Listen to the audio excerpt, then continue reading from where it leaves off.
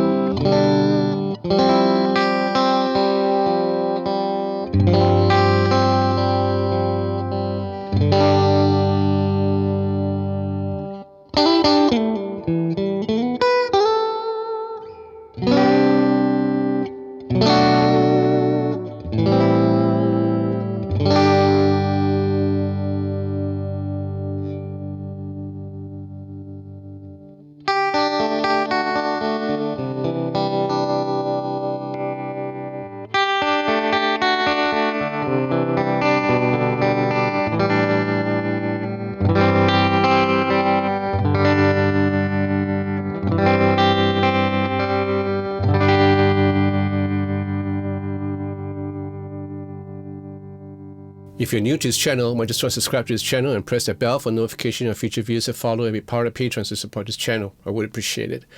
Now, this is the Fender Tone Master Deluxe. I bought this amp. Right? Fender did not send it to me. I bought it from Sweetie, and apparently this is the last one they have in stock, so I was so blessed to have this. This amp came out like 3 years, maybe more than 3 years ago, and when it first came out, I was pretty stoked because I played a whole lot of Fender Deluxe before, way before, in my 20s, in my mid-20s, and during the club days. And I really love it. I really love how it sounds, the warm sound I can get. I really love the fact that it breaks up when I push it a little bit harder, which I never did because I was so dependent on overdrive pedals back then. But what I liked was the way it took pedals. You know, it didn't become too muddy and too overwhelmingly confused in many ways. Like, you know, you get some of these amps that, you know, when you have delays going on, it just sounds really a big mess. But the Fender Deluxe is a really good amp for pedals. That's what I can remember, and I really love the tone that I got. This is a Tone Master series from Fender, which consists of the Deluxe, the Twin Reverb, I believe it's Princeton, and another one, Super Reverb, I'm not mistaken, right? So they release all these models as Tone Master because they have no tubes at all in these amps. This amp is like what you call that? A modeling amp. You can call it a modeling amp. You can call it a IR or a computerized amp. Now there is a chipset inside, a computer chip, which is like really a quad-core chip, which is really powerful. So that chip alone is handling all the simulation that you hear. You know, the amps, the speaker sim that you hear from the line out, what you're hearing from the speakers and everything. So that chip is really, really powerful in this amp. Now the other thing about this amp is that it's made of pine wood, as opposed to birch or the other maple plywood that you find in the earlier original amps. So this is made of pine wood, so it's like it just cuts down the weight of the original amp into like more than half. So this weighs like 23 pounds or maybe about 10.43 kg. Really light if you're going to lug it to your gig or to your rehearsal or whatever you're doing. Now, when Fender first released this Tone Master, they had the black version, which you know, the black vinyl with a silver grill. Now those came with the Jensen N12K neodymium speakers, which a lot of people have an opinion about. I have no idea how it sounded like because I didn't have a chance to try it. I actually tried playing on the Fender Twin Tone Master, and it was okay, but I just wanted something more versatile. Now the earlier version has a bright cap built in, and the reverb was just like the original Fender Deluxe, which was a little bit quirky because at like level 2 or 3 it gets like really really loud. And the bright cap there was I don't know why they added in the bright cap for the matter, but I guess it was detrimental to pedals and you know and stuff, because people were complaining, especially like, you know, overdriven sound. So for this version, the blonde version, which came in after the black vinyl version, they took out the bright cap and they kind of like gave a little bit more headroom for the reverb, so you can have more space, more room to kind of fine tune your reverb adjustment. Now the bright cap removal was good because now this amp sounded pretty good with the overdriven mode. Like, you know, if I want to push it a little bit harder or add an overdrive, you know, it just sounds really nice. Now this amp also comes in with an instruction manual, which makes for a pretty good read if you're bored, and a black vinyl cover for this amp in case you want to store this amp. At the back panel, you'll find an attenuator, which is basically a big master volume with step adjustment. Nice, you can go from the full 33 watts and go down as low as 0.2, not mistaken. Great if you're going to like mic this amp in this room and not disturb the neighbor. Yeah, and if you want to go all the way up to 33, yeah, make sure you have ear protection. I tried it when it first came in. It was really loud. And then after that, you have the IR out, you know, this the amp simulation out, or rather the speaker simulation out. You have 3 settings: off, 1, and 2. So 1 is where you is a simulation or a capture of the original speaker with the SM57 and the Royer ribbon mic. Now with a new update, they have updated it to work with the new speaker, which is the Celestion Creamback. And now you have a SM57 with the NEO Creamback and a Sennheiser 421. Now, a couple of things to note for the amp sim out. I find that it's a bit tiny as opposed to the mic, you know. So you have to kind of like adjust it accordingly, maybe EQ a little bit. But for all purposes, it worked. Like I said, I'm waiting for the new firmware to be, you know, for me to download this new firmware and hear how it sounds like. Now, mic out, this amp sounds fabulous. Now, I was using this microphone that was passed to me by Audio-Technica Southeast Asia. I want to thank Jing Fu and Edwin. This is the AE3000, really small, but it has a big diaphragm. Sounded great with this mic, you know. Yeah. I like it. I like the way it sounds. It doesn't break up too much. It retains the low. Doesn't get too boomy. Very good articulation with all frequencies. I was hanging it down basically off axis, and it picked up this what you call that, this Celestion speaker really well. This Creamback, this NEO Creamback. It just sounds good on my door. And that's how I recorded the song. You know, I have certain portions with the microphone and certain portions with the sim out. Now, I was using my own IRs because, like I said, there were 3 settings: off, 1, and 2. So on the off position, there's no IR out, there's no sims out. So I can use my own IRs of my own choosing, and I did. You know, it sounded great. Now, what about the switches at the back? You have an on-off switch and you have a standby switch. Well, why do you need a standby switch? Now, the standby switch is pretty cool because, you know, you get the feel of the old Fender Deluxe where you have an on and a standby, because the tubes, you know, you need to warm up the tubes before you turn on your speakers. That's why you put it on standby. But in this case, the standby works because if I want to record through the sims out and not have it sound in this room, I could do it, and the room will be relatively quiet, and what I'm hearing is only on my speaker, where I can get a real good, how should I call it, a reference point of how it should sound like, and not have the speaker jumping up my hearing, you know. So it's great. The standby switch works really well in this case, and I'm liking it. Yeah, apart from that, the amp is relatively affordable. This is like going for $999 US. So as opposed to 1,004 plus US for the real stuff, the real Fender Deluxe. For me, 3 years down the road, you know, procuring this, there must be a reason why I'm doing that. I think it's a great investment for me personally in this room. I could use this to record, and I think it's going to last me a couple of years because probably Fender is going to update some more firmware. I don't know what they're going to do. Some improvements. I don't know. I'm just keeping my fingers crossed. But as it is, it works for me. And I just love the fact that I can just sit down here in this room, plug in my amp with the Vibrato and have a good time and just jam along. And maybe hooked up a looper and get some inspiration going. Nice. At the same time, I can use this to record guitars for my projects or for my session. Cool. So right now I have two options. I can use my Mesa Boogie if I want to, my Transatlantic 30, or this Fender Deluxe Tone Master.